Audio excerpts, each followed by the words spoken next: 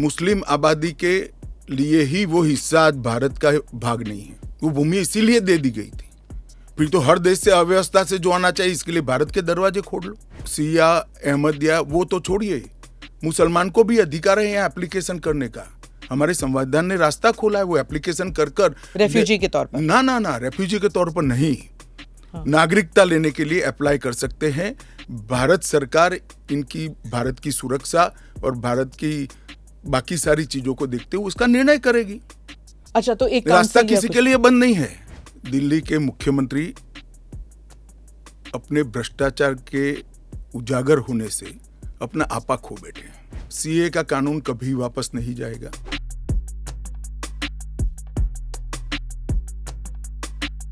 आप इस लॉ को आइसोलेशन में नहीं दे सकती। इस देश का एक इतिहास है। 15 अगस्त 1947 को देश का विभाजन हो गया। देश 3 हिस्सों में बंट गया। वो बैकग्राउंड है। भारतीय जनसंघ, भारतीय जनता पार्टी हमेशा विभाजन का विरोध किया। हम कभी सहमत नहीं थे। इस देश का विभाजन धर्म के आधार पर होना ही नहीं चाहिए था, मगर उस वक्त किया गया। जब धर्म के आधार पर आप विभाजन करते हो और वहां जो अल्पसंख्यक है उन लोगों पर ढेर सारे अत्याचार हो, धर्म परिवर्तन कराया जाए, इनकी महिलाओं को अपमानित किया जाए, वो माँ बहन बेटी के लिए वो शरण में आए भारत की, तो क्या उसको यहाँ नागरिकता का अधिकार नहीं है? और स्वयं कांग्रेस के नेताओं ने आजादी के वक्त सैकड़ों भाषणों में कहा है कि अभी मारकाट चल रही है, अभी जहां है वहां रह जाइए, बाद में जब कभी भी भारत में आएंगे आपका स्वागत है। परंतु बाद में इलेक्टोरल पॉलिटिक्स चालू हुई, वोट बैंक की राजनीति चालू हुई। अपीसमेंट के कारण वो वादा कांग्रेस पार्टी ने कभी पूरा नहीं किया जो आज नरेंद्र मोदी पूरा कर रहे हैं। सर, जो बाकी समुदाय, बाकी जो रिलीजन्स हैं, चाहे हिंदूज हैं, जैन हैं, बुद्ध हैं, सिख हैं, उन सबको तो मैं मानती हूँ, ठीक है, देवर रिलीजन्स बॉर्न इन इंडिया। नहीं, आंकड़े पर पारसी और अगर आप पारसी और ईसाइयों को ला सकते हैं, वो जो रिलीजन्स है, they were not born in India, तो अगर आप पारसी और ईसाइयों को ला सकते हैं तो मुसलमानों को क्यों नहीं? देखिए, मुस्लिम आबादी के लिए ही वो हिस्सा आज भारत का भाग नहीं है। वो भूमि इसीलिए दे दी गई थी। फिर तो हर देश से अव्यवस्था से जो आना चाहिए इसके लिए भारत के दरवाजे खोल लो। भारत कहां बचता है? अखंड भारत के जो लोग हिस्सा थे और जिन पर धार्मिक प्रताड़ना हुई है उसको शरण देना, मैं मानता हूं, हमारी नैतिक जिम्मेदारी है और हमारी कॉन्स्टिट्यूशनल रिस्पॉन्सिबिलिटी। और स्मिता जी, आप आंकड़े की गहराई में जाइए। जब विभाजन हुआ तब पाकिस्तान में 23% हिंदू थे, हिंदू और सिख थे। आज 3.7% बच गए। कहां गए सारे? इतने सारे तो यहां आए नहीं। धर्म परिवर्तन हुआ, अपमानित किया गया, दोयम दर्जे के नागरिक के नाते इनको रखा गया। कहां जाएंगे ये लोग? क्या देश इसका विचार नहीं करेगा? देश की पार्लियामेंट इसका विचार नहीं करेगी? देश की पॉलिटिकल पार्टियों ने इनका विचार नहीं करना चाहिए? इसमें अहमदी मैं है, बांग्लादेश बलोच भी है। मैं बांग्लादेश की बात करता हूं जी। 1951 में हिंदुओं का प्रतिशत 22% था। मैं 51 की बात कर रहा हूं। बांग्लादेश की 51 के आंकड़े ऊपर हमारे पास है। 2011 की जनगणना में वो 10% रह गए। कहां गए वो लोग? अफगानिस्तान 1992 के पूर्व, मैं 92 के आंकड़े मेरे पास लगभग 2 लाख सिख और हिंदू थे और आज करीब 500 बच गए। क्या इन लोगों को अपनी बिलीफ से जीने का अधिकार नहीं है? वो जब भारत एक था तब हमारे ही थे, हमारे ही भाई है, हमारी ही बहन है, हमारी ही माता है। अगर यही थ्योरी को आप अपना लो तो पार्टीशन के बाद इतने सारे शरणार्थियों को क्यों लिया? उसका भी तर्क नहीं है। फिर तो वही मैं पूछूंगी कि आपने कहा कि धर्म के आधार पर दूसरा मुल्क बना, पर वहां पर शिया और अहमदी, बलोच, ये भी तो प्रताड़ित है वहां पर। देखिए, वो प्रताड़ना आंकड़ों के आधार पर इतनी सिद्ध नहीं की जाती और पूरी दुनिया में ये सारा ब्लॉक मुस्लिम ब्लॉक माना जाता है। आप मेरी बात समझ कर चलिए। और सिया अहमदिया वो तो छोड़िए, मुसलमान को भी अधिकार है यहाँ एप्लीकेशन करने का। हमारे संविधान ने रास्ता खोला है, वो एप्लीकेशन कर कर रेफ्यूजी के तौर पर। ना रेफ्यूजी के तौर पर नहीं, नागरिकता लेने के लिए अप्लाई कर सकते हैं। भारत सरकार इनकी भारत की सुरक्षा और भारत की बाकी सारी चीजों को देखते हुए उसका निर्णय करेगी। अच्छा, तो एक रास्ता काउंसिल या किसी कुछ- के लिए बंद नहीं है। अच्छा। ये स्पेशल एक्ट इसलिए बनाया है कि ये किसी भी वैध डॉक्यूमेंट के बगैर शरण में आए हैं, बॉर्डर क्रॉस कर कर आ गए हैं। तो अब आपने पोर्टल भी खोल दिया है, उसमें वो सारे डिटेल्स करेंगे। वो पोर्टल सुरक्षित है, और अगर किसी के पास दस्तावेज नहीं है तो क्या अब वो ना नागरिक है, ना माइग्रेंट है, ना रेफ्यूजी है, क्या बन जाते हैं? देखिए, मैं आपको बताता हूं, जिनके पास दस्तावेज नहीं है इसका रास्ता हम बाद में ढूंढेंगे, परंतु जिनके पास दस्तावेज है वो मेरे एक रफ अंदाज से 85% से ज्यादा है। और कितनी देर लगेगी, क्योंकि उन्हें एक ओथ भी लेना पड़ेगा। हमने कोई उसे- समय मर्यादा नहीं रखी है।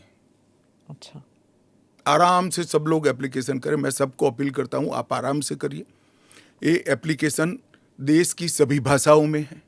आपकी भाषा में आप डाउनलोड कर सकते हो, एप्लीकेशन कर सकते हो, और आपकी समय की अनुकूलता से भारत सरकार आपको इंटरव्यू के लिए बुलाएगी और डॉक्यूमेंट की ऑडिट के लिए बुलाएगी। और वो फेस टू फेस इंटरव्यू होगा या फिर या फेस टू फेस होगा, face to face? Original document लेकर आना पड़ेगा। और अगर वो सेकंड जनरेशन रेफ्यूजीज है, मतलब अगर उनके बच्चे हो गए हिंदुस्तान में, 15 अगस्त 1947 से लेकर 31 दिसंबर 2014 तक जो भी आए हैं वो और उनके बच्चों का भारत में स्वागत है।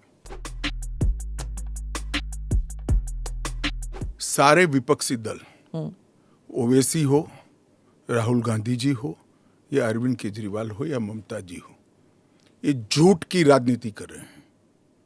इसलिए टाइमिंग का महत्व नहीं है। भारतीय जनता पार्टी ने 2019 में अपने घोषणा पत्र में कहा है कि हम सीएए लेकर आएंगे और पाकिस्तान, अफगानिस्तान और बांग्लादेश के जो शरणार्थी है उनको नागरिकता देंगे। तो भारतीय जनता पार्टी का एजेंडा बहुत स्पष्ट है और वो एजेंडे के आधार पर हमें बहुमत मिला है। 2019 में ही ये बिल संसद के दोनों सदनों ने पार कर दिया। उसके बाद कोविड के कारण थोड़ा लेट हुआ। अब टाइमिंग का क्या महत्व है? सरकार ने अपनी विल चुने जाने से पहले अभिव्यक्त कर दी है। चुनने के बाद फर्स्ट प्रायोरिटी में पहले ही साल में दोनों सदनों से इस कानून को मान्यता मिल गई है। रूल्स फॉर्मेलिटी है।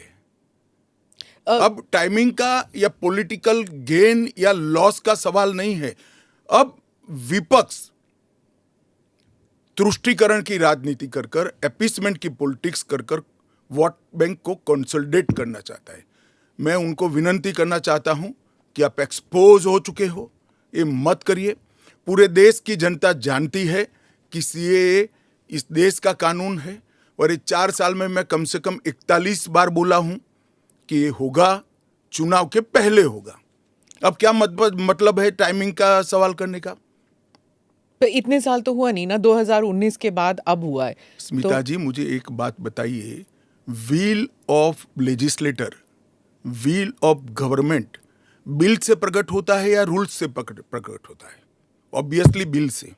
रूल व्यवस्था करता है, जो करने में पहले कोविड के कारण और बाकी सारे पॉलिटिकल इश्यूज के कारण लेट हुआ। मगर कब से नागरिकता मिलेगी? तो 2014 के पहले से। वो थंब रूल वहीं का वहीं है। आज क्या फर्क पड़ गया है बताइए? कोई फर्क नहीं पड़ा है।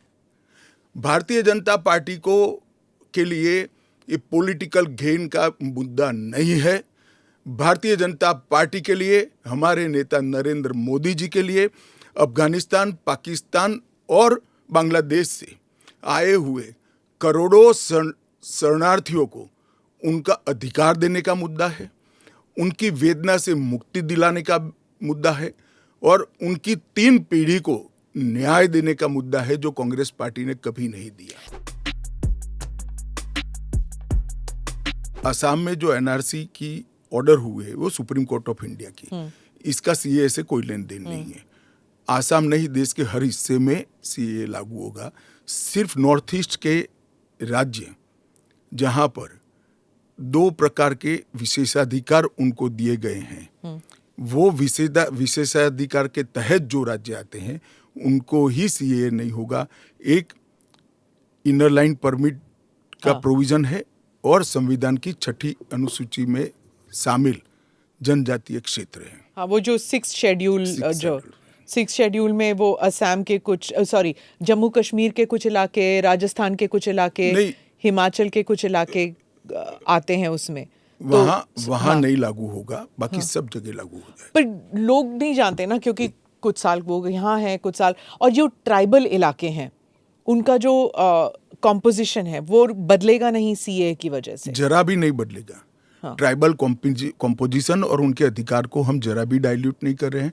हमने एक्ट में ही प्रोविजन कर दिया है कि जहां पर भी इनर लाइन परमिट है और जहां संविधान की 6ठी सूची में जो क्षेत्र शामिल किए गए हैं, इन पर वहां पर सीएए नहीं लागू होगा और वहां के एड्रेस वाला एप्लीकेशन भी ऐप में अपलोड ही नहीं होता है।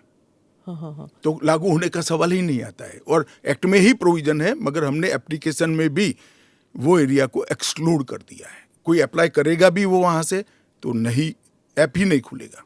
पर वो कहीं और जाके अप्लाई कर सकता है ना? तो वो भारत के नागरिक तो बन ही सकते हैं। हाँ, अच्छा, ओके। वो संविधान की 6ठी अनुसूची में सुरक्षित क्षेत्रों के नागरिक नहीं बन सकते। इनर लाइन परमिट से सुरक्षित क्षेत्रों के नागरिक नहीं बन सकते, वो भारत के नागरिक बन ही सकते हैं। आपने कहा हर जगह लागू होगा। केरल, तमिलनाडु, पश्चिम बंगाल, इन तीनों राज्यों ने कहा है कि हम यहाँ पर लागू नहीं होने देंगे। क्या उनके पास ये अधिकार है कि वो लागू नहीं करने देंगे? वो भी समझ रहे हैं कि उनको अधिकार नहीं है। हमारे संविधान के अनुच्छेद 11 में संसद ने नागरिकता के बारे में कानून बनाने का अधिकार केवल और केवल भारत की संसद को दिया गया है। एक केंद्र का विषय है, केंद्र और राज्यों का साझा विषय नहीं है। तो नागरिकता के बारे में कानून और कानून का इम्प्लीमेंटेशन, वो दोनों हमारे संविधान की 246/1 अनुच्छेद के माध्यम से इसको शेड्यूल 7 में डाला गया है, जो केंद्र की, इसकी तमाम शक्तियां केंद्र को दी गई है। पर जैसे वेरिफिकेशन वगैरह है, पूरा जो ग्राउंड पे तो चेकिंग होगी ना, वो सब तो स्टेट गवर्नमेंट ही करेंगे। क्या वेरीफाई करना है? सिर्फ पोर्टल के थ्रू? वो तो इंटरव्यू में लेकर आएंगे कि मैं बांग्लादेश से आया हूं, देखिए मेरा पुराना डॉक्यूमेंट है। और वो राज्य में नहीं होगा इंटरव्यू? इंटरव्यू राज्य में भी हो सकता है, भारत सरकार करेगी। सीए का कानून कभी वापस नहीं जाएगा और भारत की नागरिकता सुनिश्चित करना ये भारत का विषय है, भारत की संप्रभुता का निर्णय है। इसके साथ हम कोई कॉम्प्रोमाइज नहीं कर सकते।